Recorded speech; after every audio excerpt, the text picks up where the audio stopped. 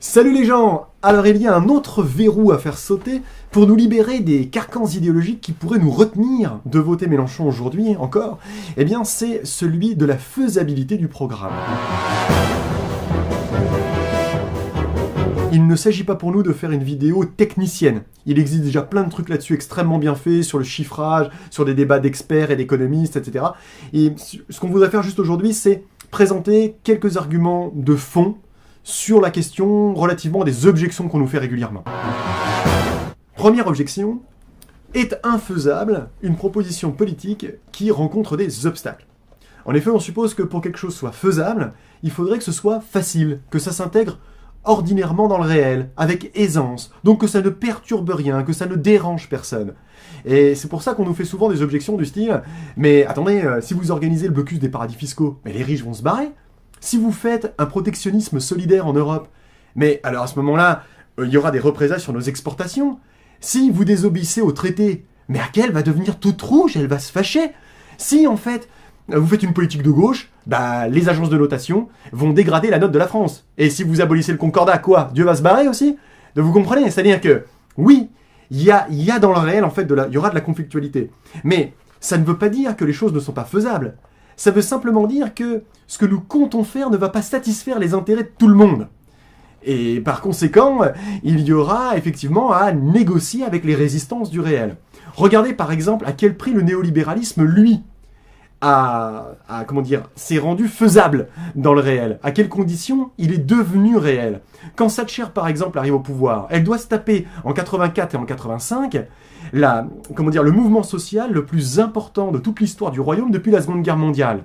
En s'affrontant aux mineurs, elle les a déclarés être des ennemis de l'intérieur. Elle a doté la police de moyens militaires. On a compté 20 000 blessés, 11 000 arrestations, 200 incarcérations, 9 morts. La grève a été déclarée hors la loi par la justice. L'Union nationale des ouvriers de la mine a été dissoute. Le tout a coûté 30 milliards de livres sterling, ce qui aurait permis d'assurer la transition énergétique. Voilà à quel prix le néolibéralisme est passé en Angleterre. Vous voyez bien que ce que nous proposons, nous, c'est l'inverse de ça. C'est-à-dire que Thatcher, son programme a été faisable sous la condition de faire souffrir le peuple. Nous, le nôtre sera faisable sous la condition de contrarier les intérêts des forces de l'argent. La question, c'est donc pas est-ce que c'est faisable ou pas. C'est faisable. Mais la question, c'est qui doit faire ce qu'il fait. Et à quelles conditions on doit le faire. Qui doit décider qu'on le fasse. Est infaisable ce qui se heurte au réel. Il faut être réaliste. Alors là, les gens, je suis sûr que vous connaissez tous, dans votre boulot, avec vos collègues, vos amis, dans votre famille, des gens, vous savez, qui sont les censeurs assermentés de tout écart à la réalité. Les types, ce sont des diplômés gardiens du réel.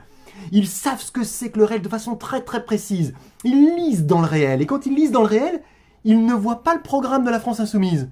Oui, ils connaissent la logique du réel. Et quand ils regardent les idées de la France Insoumise, ils voient que ces idées contredisent la logique même du réel. Et donc, comme ce sont souvent de très très grands logiciens, ils en déduisent que ces idées ne peuvent pas s'inscrire dans le réel. Donc, qu'elles ne sont pas réalistes. C'est vraiment brillant. Alors, en fait, nous, voilà ce qu'on pense du réel. La démocratie, pour moi, c'est la possibilité permanente de faire autre chose. Voilà.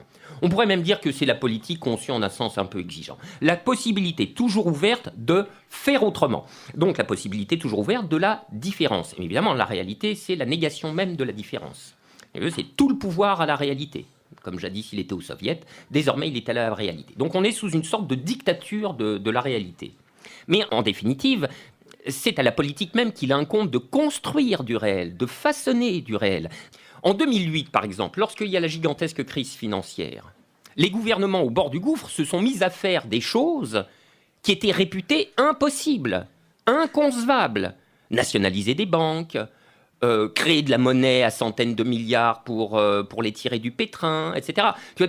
Suspendre toute une série de mécanismes financiers qu'on jugeait à peu près aussi inébranlables que la loi de la chute des corps, etc. Donc, tu vois, le réel révèle sa vraie nature. C'est quelque chose qu'il appartient aux politiques de façonner. Troisièmement, et enfin, est infaisable ce qui n'est pas démontrable. Alors soyons clairs, il est tout à fait normal de devoir justifier la faisabilité des éléments de son programme. Mais le véritable obstacle que nous rencontrons n'est pas souvent dans la réalité elle-même. Elle est dans les opinions que nous formons sur la réalité, sur ce que nous croyons que le réel autorise ou pas. De ce point de vue, il y a 2 poids 2 mesures. Pour ceux qui sont déjà aux commandes du réel, eh bien eux, on ne leur demande rien, parce que le réel parle pour eux. Mais à quel prix? Et pour les autres, pour ceux qui veulent changer la réalité, alors là c'est le contraire. On leur demande des démonstrations absolument parfaites et complètes pour être crédibles. Sinon, on dit « Ah là, il y a un petit doute là-dessus, vous n'êtes pas capable d'expliquer ça ou ça ou ça ». Évidemment, il est impossible de produire une démonstration absolue, puisque la politique n'est pas une science dure.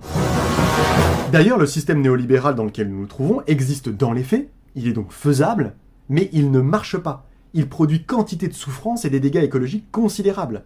S'il y a donc bien une leçon de choses, c'est celle-ci. Et c'est que ce système s'impose au mépris de ce qu'il serait raisonnable de considérer comme étant réaliste.